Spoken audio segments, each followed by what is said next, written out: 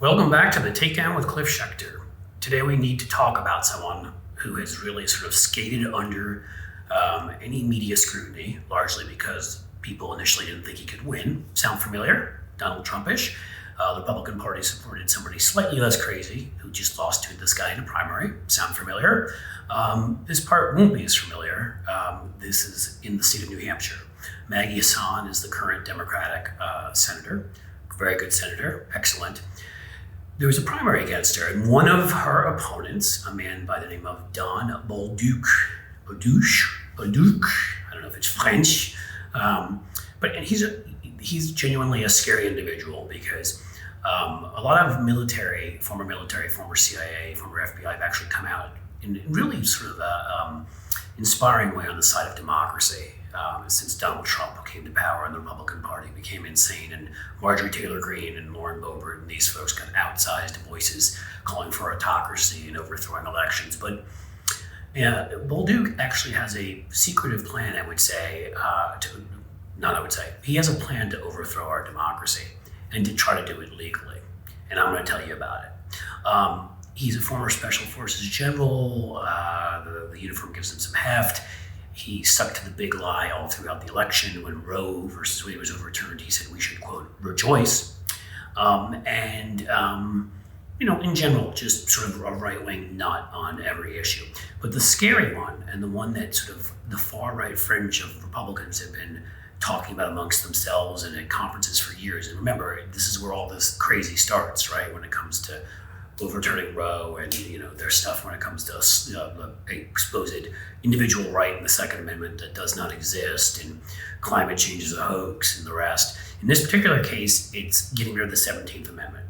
Now, if you know the Constitution, up to about 1913 or so, state legislatures actually chose U.S. senators. We didn't directly elect them. And that was a reform by the progressives of that era, like the Teddy Roosevelts and others, to give us more democracy because the big moneyed interests had a much easier time controlling state legislatures. Sound familiar? And therefore they get their people appointed. So more direct democracy. It's the same period of time we got referenda added, which is how in Kansas we just stopped the lunatics of the far right from taking away all of women's rights. In this case, the 17th Amendment gave us the right to directly vote for U.S. senators. It would be considered to be an insane idea until maybe 10 years ago that anybody would even talk about getting rid of that. Don Bolduc is now talking about it constantly. And he's trying to hide and fudge it over a little bit now that he won the primary over the slightly less crazy Republican because he wants to appear moderate. In fact, he is a completely newborn supporter. It's like he's waking up. He's had a renaissance. That the election maybe wasn't stolen, he's saying now. Maybe it was legitimate. He didn't think that before the primary. He won a primary by lying about the election constantly and inciting people to all forms of craziness and maybe violence. But we will move on from that particular part of Bolduc's record. He still wants to get rid of the 17th Amendment. Now, not for him. He, of course, gets to get elected by the people.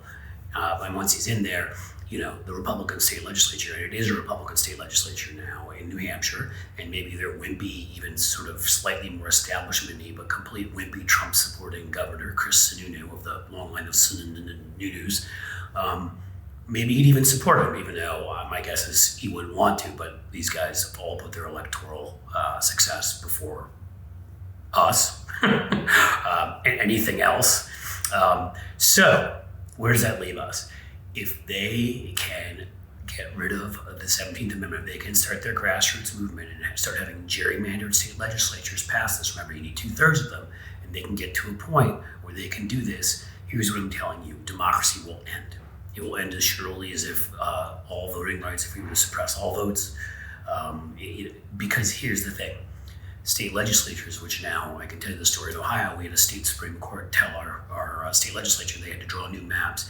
And they did, and they took months between them, and they slow walked it to the point of where it got to so close to the primary that their final bad map, a federal court ordered us to accept, even though it violates our Constitution. So things got better than they were, but they of course kept it as gerrymandered as possible. So now instead of only having like maybe 27 or something percent of the seats in a state where Democrats get 47%, we may get 35% of the seats or 38%.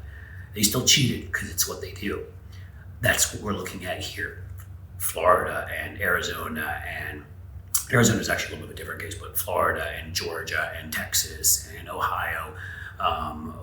We just got something through to undo it in Michigan, but Pennsylvania, these are all places where they could just appoint whoever the biggest donor is, and have it, which we used to do 100 years ago, and have that be the U.S. Senator. In addition, as you know, most of the small states that have ridiculously larger representation, Wyoming with 3 people, about 100,000 cows, a few sheep wandering through, maybe some armadillos. I don't know. I haven't been there, but you know what? There's only 600,000 people there. There's 40 million in California. If you come out and you do the math in the end, you'll find it in Florida. California has 72 people for every person in Wyoming, and they each still get 2 U.S. senators. Well, now we already have a hard enough time winning in Wyoming. We did win a Senate seat in Montana, for example, John Tester. They'd take care of that now, their state legislature, to make sure that didn't happen. So Democrats would lose even more seats. This is a body that is already tilted towards the right, with the fact that the small states, which are mostly Republican, get as many senators as big states. But now they would add this extra layer of corrupt state legislatures handing them over. I'm not being hyperbolic. If they were to pass this, democracy would end tomorrow. The Democrats would never control the U.S. Senate again. And from there, the gerrymandering in the House and messing with the electoral votes, it would be gone. That is Don Bolduc's secret plan.